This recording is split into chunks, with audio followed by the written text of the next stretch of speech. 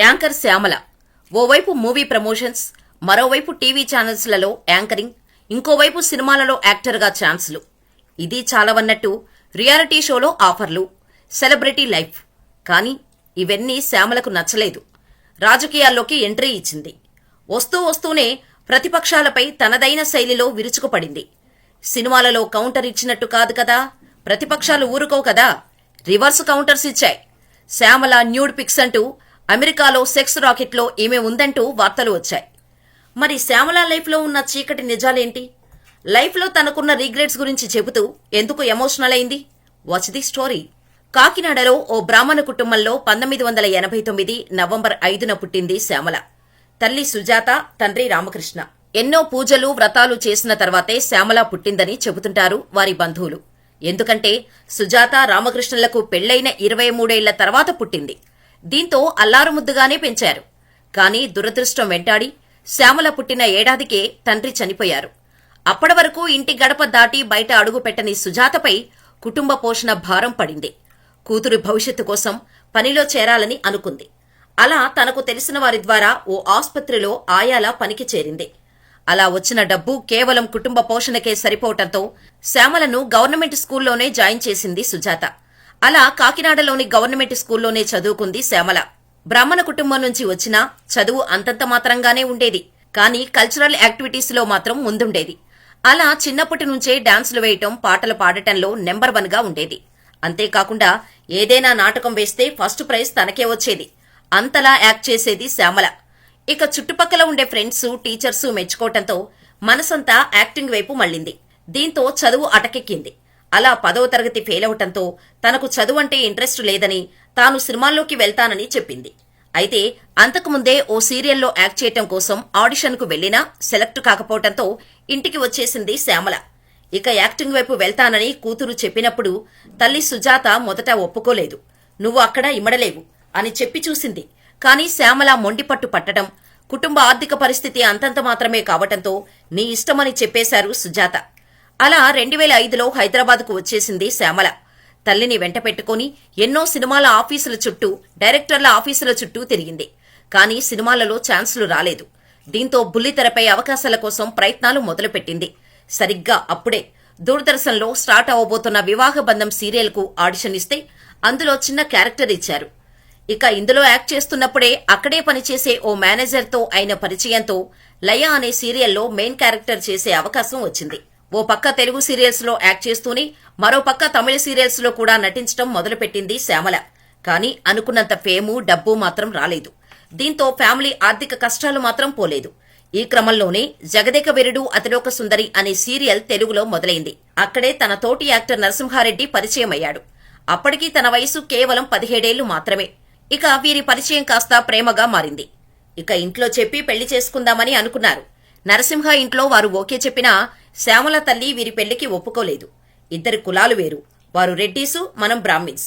ఎట్టి పరిస్థితుల్లోనూ ఈ పెళ్లి జరగదని ఖరాఖండిగా చెప్పేసింది శ్యామల తల్లి సుజాత.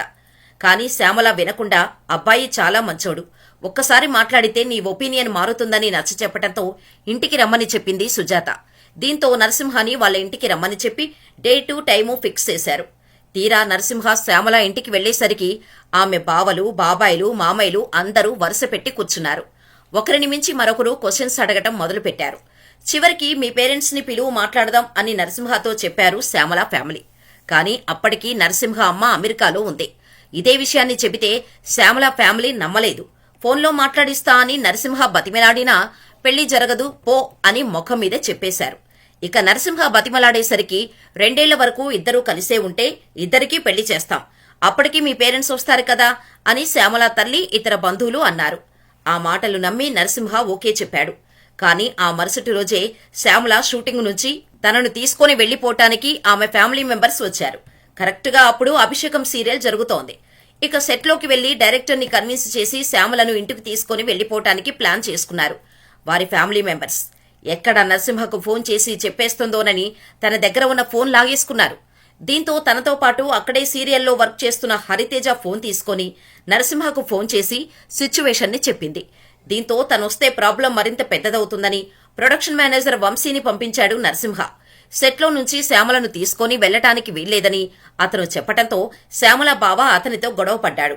మాటామాటా పెరిగి ఇద్దరూ కొట్టుకున్నారు. పెద్ద రచ్చ జరిగింది. ఈ గొడవంతా సెట్లోనే జరగటంతో నీ చావు నువ్వు చావు అంటూ శ్యామల దగ్గర తీసుకున్న ఫోన్ని విసిరికొట్టేసి శ్యామల తల్లి బావలు ఇంటికి వెళ్లిపోయారు. తీరా షూటింగ్ కంప్లీట్ చేసుకుని వెళ్లేసరికి ఇంట్లో తాను కొనుక్కున్న బట్టలు వస్తువులు తప్ప ఇంకేమీ లేవు. ఇక భయంతో నరసింహకు ఫోన్ చేస్తే తాను వచ్చి శ్యామలను వాళ్ళ అక్క వాళ్ళ ఇంట్లో పెట్టాడు. గొడవలు రాకుండా ఉండాలంటే పెళ్లి చేసుకోవాలని అనుకున్నా. శ్యామలకు 18 ఏళ్లు నిండలేదు. ఒకవేళ పెళ్లి చేసుకుంటే లీగల్ గా ప్రాబ్లం అవుతుందని 18 ఏళ్లు నిండే వరకు వెయిట్ చేశారు. ఇక పెళ్లి డేట్ ఫిక్స్ అయ్యాక తల్లి దగ్గరకు వెళ్లినా ముఖం చూడలేదు. పుట్టింటి తరపున ఫ్యామిలీ ఎవరూ శ్యామల పెళ్లికి వెళ్లలేదు.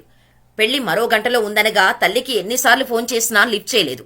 దీంతో తల్లి లేకుండానే శ్యామల పెళ్లి చేసుకుంది.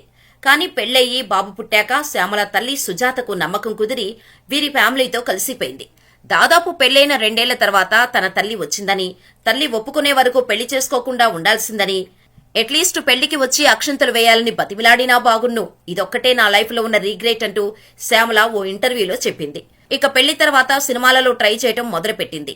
ఈలోపే ఇద్దరూ విడాకులు తీసుకోబోతున్నారంటూ చాలా వార్తలు వచ్చినా అవేమీ పట్టించుకోలేదు శ్యామల. ఇక ఈ క్రమంలోనే లౌక్యం, ఎవడు, మిస్టర్, ఒక లైలా కోసం మూవీస్ లో అక్క, వదిన, భార్యగా క్యారెక్టర్స్ చేసే అవకాశం వచ్చింది. అలా సినిమా డైరెక్టర్లతో పరిచయం కావటంతో ఆడియో ఫంక్షన్స్ కి యాంకరింగ్ చేసే అవకాశాలు వచ్చాయి. అలా యాంకర్ గాను బిజీ అయింది. అయితే భర్త నరసింహతో మనస్పర్ధలు వచ్చిన టైంలో అతనికి సింధూరారెడ్డి అనే మహిళతో సాన్నిహిత్యం ఏర్పడింది. బాగా డబ్బున్న ఫ్యామిలీకి చెందిన సింధూరారెడ్డికి గండిపేటలో ఉన్న 4 ఎకరాల స్థలం ఉందని నరసింహారెడ్డికి చెప్పింది. అయితే షాపింగ్ కాంప్లెక్స్ పెడితే మంచిగా బిజినెస్ అవుతుందని నరసింహ సలహా ఇచ్చాడు. దీంతో అదేదో నువ్వే షాపింగ్ కాంప్లెక్స్ కట్టే బాధ్యతలు తీసుకో అని దాదాపు ₹1 కోటి వరకు డబ్బిచ్చింది. కానీ గండిపేటలో తన స్థలంలో ఎలాంటి నిర్మాణాలు జరగకపోవడంతో సింధూరారెడ్డి నరసింహని నిలదీయటం, ఆ తర్వాత ఆ డబ్బులు మర్చిపోవాలంటూ నరసింహ బెదిరించారంటూ ఆమె కేసు పెట్టడం జరిగింది. దీంతో అప్పటి వరకు తమ మధ్య ఉన్న గొడవలను పక్కన పెట్టేసిన శ్యామల భర్త కోసం రంగంలోకి దిగింది. న్యాయం కోసం పోరాడింది. చివరకు శ్యామల భర్త నరసింహకు అనుకూలంగానే తీర్పు వచ్చింది.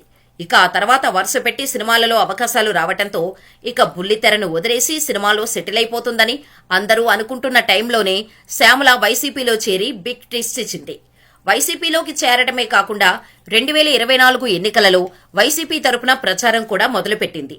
ఇక ప్రచారంలో భాగంగా పవన్ కళ్యాణ్పై, చంద్రబాబుపై తీవ్ర స్థాయిలో కామెంట్ చేయడమే కాకుండా గుంటనక్క, తోడేలు అంటూ ఒక పిట్ట కథను చెప్పింది. దీంతో శ్యామలపై ట్రోలింగ్ మొదలైంది. కొన్ని ఫోటోలను మార్ఫింగ్ చేసి శ్యామల న్యూడ్ పిక్స్ అంటూ సోషల్ మీడియాలో వైరల్ చేశారు. అంతేకాకుండా అమెరికాలోని హోటల్లో నువ్వు నడిపిన సెక్స్ రాకెట్ గురించి మాకు తెలుసు, నీలాంటి వారు టీడీపీ, జనసేన గురించి మాట్లాడే హక్కు లేదంటూ కౌంటర్ అటాకులు మొదలయ్యాయి శ్యామలకి. అయితే తాను అమెరికా వెళ్లినప్పుడు ఏ హోటల్లో ఉండాల్సిన అవసరం లేదని, అమెరికాలోని ప్రతి స్టేట్లో తన ఫ్యామిలీ ఫ్రెండ్స్ ఉన్నారని, తాను హోటల్లో లేనని క్లారిటీ ఇచ్చింది శ్యామల. అయినా సరే శ్యామల మీద ట్రోలింగ్ మాత్రం ఆగలేదు. దీంతో పాటు శ్యామల చిన్నప్పుడు కెరీర్ స్టార్టింగ్ లో నాటకాలు, డాన్సులు చేసిన వీడియోలు, ఫోటోలను సోషల్ మీడియాలో వైరల్ చేయటం మొదలుపెట్టారు. రికార్డింగ్ డాన్సులు చేసుకునేవారు కూడా టీడీపీ గురించి మాట్లాడటమే అంటూ కౌంటర్ ఇచ్చారు. అయితే తను డాన్స్ చేసిన మాట వాస్తవమేనని, నాటకాలలో నటించిన మాట నిజమని, అవన్నీ తన ఫ్యామిలీ కోసం చేసినవని, నాటకంలో భాగంగా చేసిన డాన్స్ ని రికార్డింగ్ డాన్సులు అంటున్నారని ప్రూఫ్స్ తో సహా అన్నీ బయటపెట్టింది శ్యామల. ఇదిలా ఉంటే శ్యామల ప్రొఫెషనల్ లైఫ్ పొలిటికల్ ఎంట్రీతో డిస్టర్బ్ అయిందనే చెప్పాలి. ఇప్పటికే ఈటీవీ, మా టీవీ ఛానల్స్ శ్యామలను పూర్తిగా పక్కన పెట్టేశాయి. ఇతర ఛానల్స్ లో సైతం ఎటువంటి ప్రోగ్రాంలకు శ్యామలను పిలవటం లేదు. అటు బుల్లితెర, ఇటు వెండితెరపైన అవకాశాలు పోయాయి. దీంతో శ్యామల ప్రస్తుతం ఫుల్ టైం పొలిటికల్ లీడర్ గా మారిపోయారు.